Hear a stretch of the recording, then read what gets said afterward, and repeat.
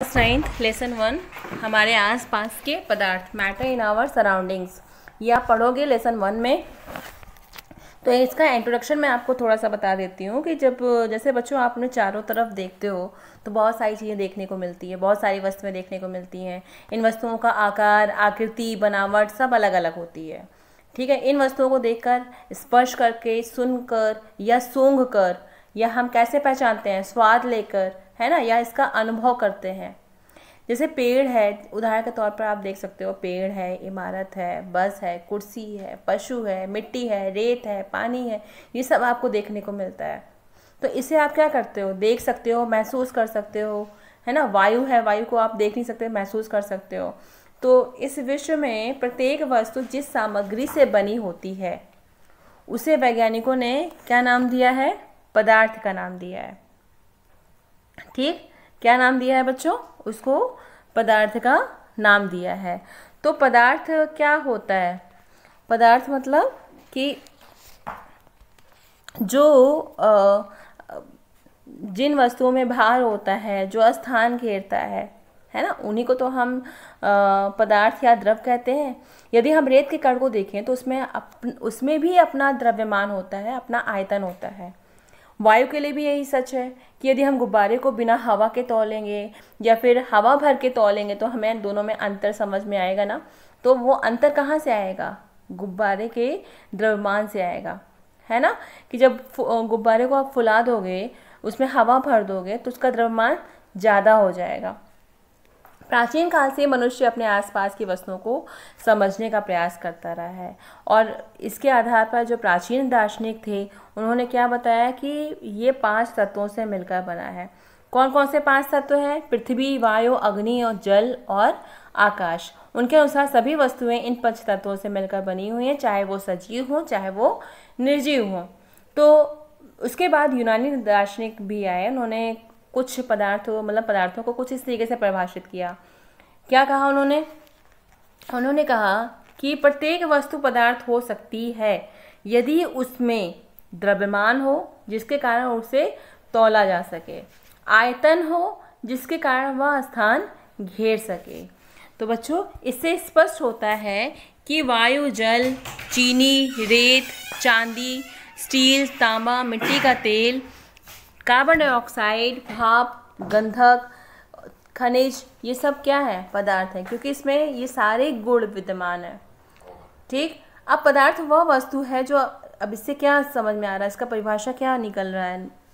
पदार्थ वह वस्तु है जो स्थान घेरती है, द्रव्यमान रखती है और जिसे हम अपने 5 इंद्रियों में से किसी एक या एक से अधिक के द्वारा अनुभव कर सकते हैं।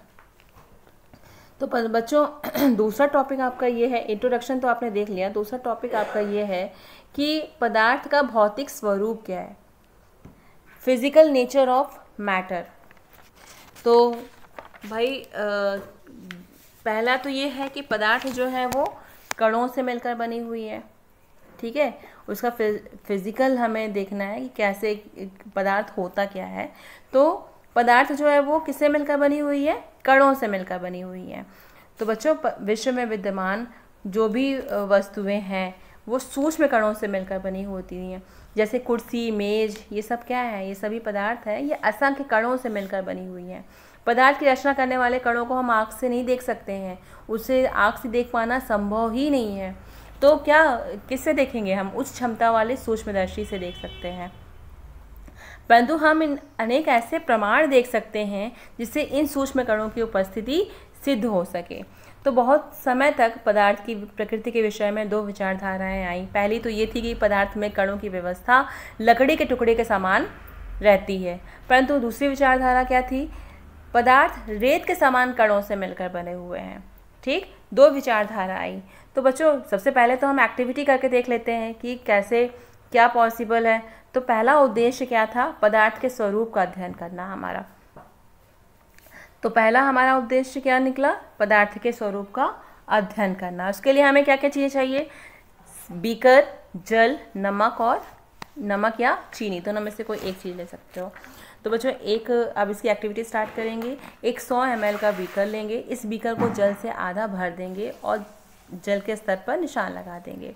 ठीक। नमक या चीनी को कांच की छड़ की सहायता से जल में घोल लेते हैं। अब घोलने के बाद हम क्या निरीक्षण करते हैं कि जल के स्तर को हम नोट कर लेते हैं। अच्छा। इससे क्या परिणाम निकलता है कि नमक या चीनी जो हमने उसमें डाली थी वो पूर्ण रूप से घुल गई है, जल स्तर में कोई परिवर्तन नहीं आता है। अब इस क्रियाकलाप में जो नमक या चीनी हमने जल में डाली हुई है पूर्ण रूप से घुल गई है, उससे ये निष्कर्ष निकलता है कि पदार्थ रेत के समान कणों से मिलकर बना हुआ है। एक प्रेक्षण यह भी प्राप्त होता है कि बीकर के जल स्तर में नमक या चीनी मिलाने से भी कोई परिवर्तन नहीं होता है। इससे निष्कर्ष निकलता है कि नमक या चीनी के कण जल के कणों के बीच रिक्त स्थानों में समावेशित हो जाते हैं, जिसके कारण बीकर के जल की सतह या स्तर में कोई परिवर्तन नहीं होता है। इससे बच्चों ये स्पष्ट हो जाता है कि पदार्थ असंख्य सूक्ष्म कणों से मिलकर बना हुआ है, जो पदार्थ में रेत के कणों के समान व्यवस्थित होता है और इन कणों के बीच रिक्त स्थान उपस्थित होता है। अब दूसरा पॉइंट ये निकल कर आता है कि पदार्थ के ये कण कितने छोटे होते हैं। ये तो समझ में आ गया, पदार्थ सूक्ष्म कणों से मिलकर बना हुआ है। अब ये कण कितने छोटे होते हैं बच्चों? पदार्थ असंख्य सूक्ष्म कणों से मिलकर बना होता है। ये कण बहुत छोटे होते हैं, इनका अनुमान लगाना भी बहुत मुश्किल है।